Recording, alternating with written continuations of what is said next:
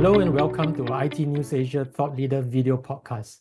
I'm Raymond, editor of ITnews Asia, and it's great to have you join us. In this episode, we are diving into a topic that many companies across the region are grappling with, ERP modernization. As businesses scale and transform, is your ERP system becoming a roadblock rather than an enabler? When is it time to upgrade your ERP? What are the signs that your ERP system is outdated and holding your business back? Why do you need to modernize? More importantly, how do we modernize ERP in a way that drives agility, resilience, and innovation? To discuss these issues, we are delighted to be joined by Chong from Fujitsu Asia. Chong, welcome. It's great to have you here. Can you tell us a bit more about what you do and your role in Fujitsu? Hi, thanks, Raymond. So my name is Chong, Senior Manager with Fujitsu Asia. So I lead the ERP and business transformation practice, focusing on SAP and cloud modernization. My work is really about helping organizations evolve their core ERP, not just upgrading the system, but ensuring technology support the business outcome like cost efficiency, scalability, and innovation.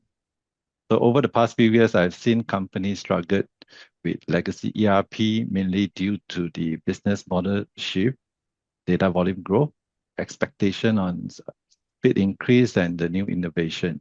And this is why ERP modernization has become a topic recently.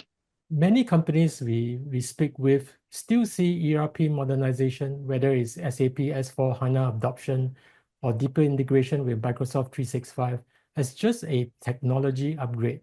And it is usually managed from a technical perspective. Is that why they are struggling? ERP modernization is fundamentally a business transformation, not a software or tech upgrade.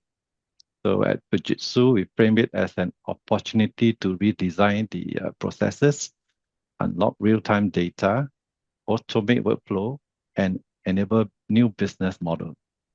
It is all about aligning data processes and the people around the business outcome and improve decision-making. So for instance, moving to S/4HANA or Microsoft 365 isn't about migration.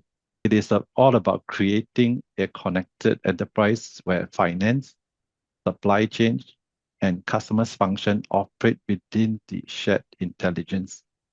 So essentially, this is about future-proofing the business, not just about software or tech upgrade. We still see many companies running multiple transformation efforts all at the same time. ERP upgrades are often made only when transaction volumes start to overwhelm the existing architecture. Is this a risky approach? Yes, Raymond, this is definitely a risky approach. So waiting until the performance breaks is risky, and a more effective approach is proactive planning. ERP modernization should be part of a broader roadmap aligned with the business growth and transformation growth. So by anticipating the future needs, so company can avoid costly disruption and ensure that the ERP evolve in steps with their business. To avoid the disruption that you were just speaking about, should ERP modernization be planned more proactively? Yes, definitely. So a proactive roadmap prevents firefighting, and this allows company to modernize step by step, align with the business priority. So for example, they can look at implementing the finance first, followed by supply chain later, or the cloud infra migration. A lot of companies that we speak with still keep their legacy ERP but move the infrastructure to the cloud. What risks do you see with this? Migrating a legacy ERP to cloud without modernization is like moving an old house to a new plot of land. So foundation issues still remains. And the key risks include the core processes are still the same. Process bottlenecks are only relocated but not solved. And integration remains complex and expensive. Why should they move their legacy ERP to the cloud? So moving legacy to the cloud, customers will gain the infrastructure flexibility, and this typically lowers the cost of ownership improve agility and scalability. And this gives business better data, security, and innovation capacity compared to the on-prem system. So once they move on to the cloud itself, they can scale up the storage, the users, and compute capacity quickly without waiting for the hardware purchases or any data changes. Once companies see that value, how can they modernize or transform? Chong, can you give some advice on the practical steps they can take if they decide to modernize? Typically, there are four main stages they can take on. So firstly is to access their system. So this is to understand their current gaps, pain points, and processes inefficiency, the risk and the cost. So once the assessment is done, then they can take a look at the modernized architecture. So moving infrastructure to a secure cloud foundation such as SAP RISE, Microsoft Azure, or private cloud, depending on their needs.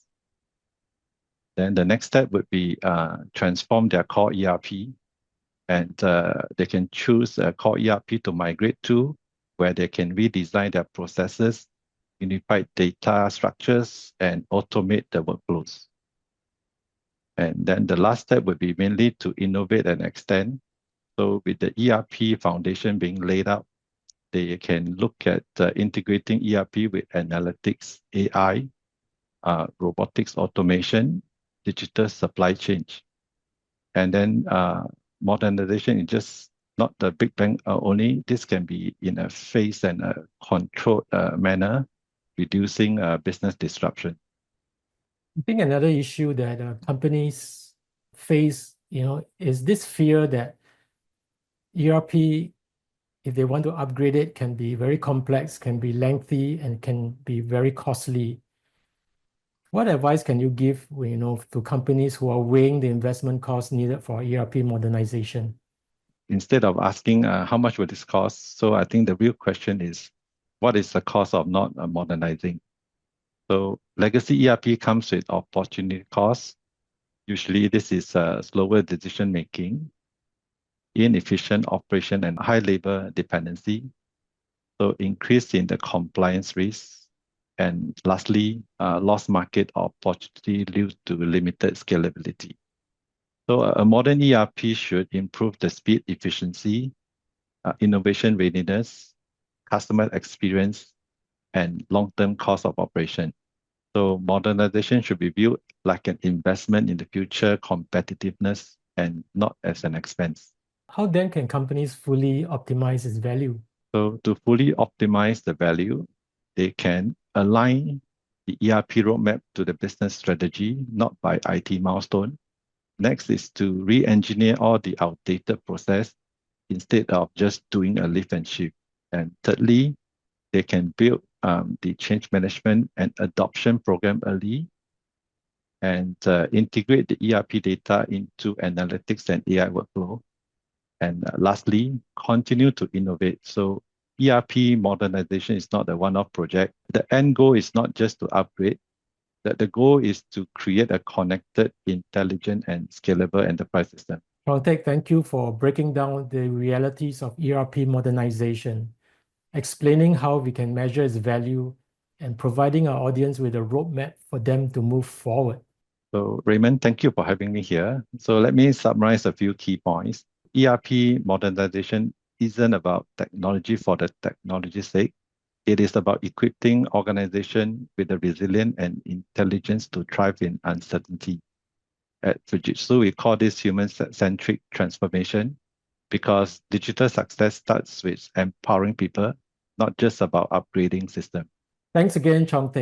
We hope this episode of the IT News Asia video podcast has been helpful in your business and technology transformation planning.